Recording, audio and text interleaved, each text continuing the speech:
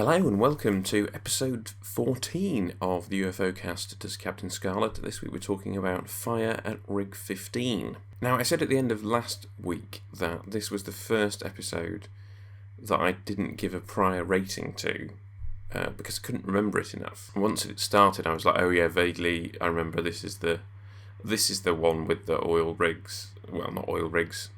Oil drilling and then chasing the dude to stop him blowing up the refinery thing, but I still didn't remember a great deal about it. And coming after the last 3 episodes, which have all been very strong, it's not bad, it's just there, I think. I'm not sure I have a great deal to say about it.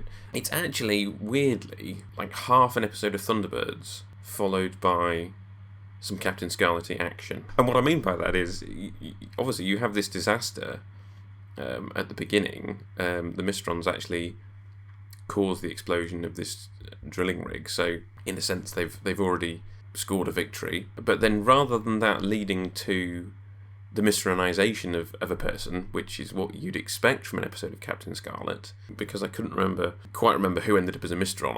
I was thinking, oh yeah, one of the people's going to get stuck on the rig when it blows up and they're going to be the one that comes back as a Mysteron agent. And then they all get off, and you're like, oh, okay. And then this Jason guy comes along with his van and his mini Firefly.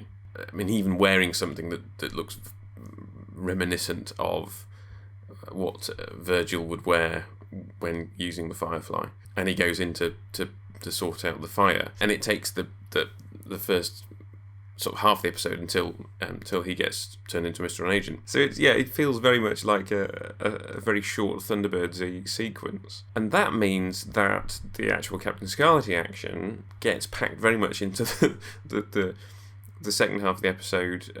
It's all very basic, really. There's not much of a usual mystery to solve about how the Mysterons are going to do what they're going to do. It's just a simple, straightforward, oh, he's off, he's got a big truck of explosions, we've got to catch him, let's get an SPV and chase after him kind of thing, which we've seen before. It's reminiscent of the climax to Avalanche, I guess, 3 episodes ago, and so to have a repeat of that in less interesting surroundings. There's just a lot of shots of the truck and the SPV whizzing along. I mean, to be fair, the rolling road stuff where Captain Scarlet's ramming him, quite exciting. That stuff's always quite fun. Again, the sort of the meshing of the miniatures and the larger scale models works quite well. And we do actually have a climax of an episode which involves Captain Scarlet being killed.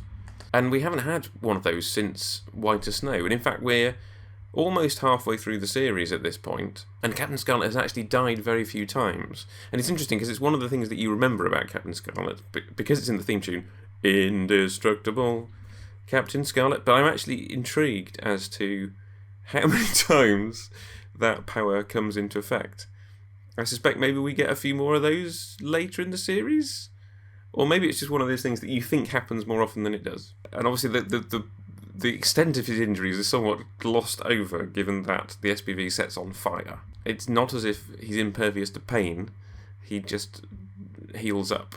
So this is one of those ones where you're like, oh, I'd rather not think about exactly what happened to Captain Scarlet here. Another thing to comment on, I suppose, and it may just be that this is entirely there to fill up time, is quite what Captain Black's role is in the whole proceedings, because he's there to do his usual, I'm going to look through the binoculars and do something spooky such that the dude falls over and dies. But then you have this weird scene where he comes and personally relays instructions from the Mysterons, which is all very well and good, and this is not the first time that it's happened, but there's plenty of times in the series where characters just get Mysteronized and do their Mysteron thing without, as far as we can tell, having direct instructions from Captain Black. And yet Captain Black is some kind of special Mysteron agent, and it's never really made clear. And I don't have a problem with that. I don't feel that we have to kind of cross all the I's and dot all the T's. No doubt other Captain Scarlet fans have their theories as to how it all works. I don't particularly mind. But it's just a bit odd. And I know it becomes a plot point in other stories as well. Treble Cross springs to mind as one where the Mysterons giving instructions is key to how the episode pans out. But here it just feels like it's filling up a bit of time, which is not a great thing to say about an episode when you feel that it's it's padded. So like I say, not bad, but this is definitely just another episode and somewhat forgettable. Unfortunately, this week's Spectrum agent has been waylaid by the Mysterons, and so I have no extra contribution for you this week, I'm afraid. If you would like to be a retrospective contribution for this episode that I can publish in a future week, head over to ufocast.co.uk/captain to sign up, and that's the place to go if you want to contribute to any future weeks as well. I'd love to hear from some more of you. No new Mysteron powers, as far as I can see. We've seen them interacting with objects from a distance before, which is the main thing that they do here. No Mysteron still at large, apart from the usual Captain Black. Is this a win or a loss? I mean, it's broadly speaking a win, because of although they're going to have to kind of rebuild the drilling rig to drill for oil, the main thing is that the refinery is still in place. Which I suppose, actually, an extra thing to say here, I suppose, would be how now anachronistic the idea of an organisation in 2068 running off some special oil is. I'm recording this episode during COP26, so the idea of climate change is very much at the forefront at the moment. And yes, as humanity, we still haven't figured out quite how we're going to go, but I suspect if we're still drilling for oil in 2068, well, I don't know, things will have changed massively with how the Earth is currently dealing with things. There are many aspects of Jerry Anderson shows that do not predict the future well. So this is not a particular complaint, but it was just something that, as I was watching this, stood out. And Jason will be added to the Mysteron Puppet Gallery on the website, so do head over to ufocast.co.uk to check that out.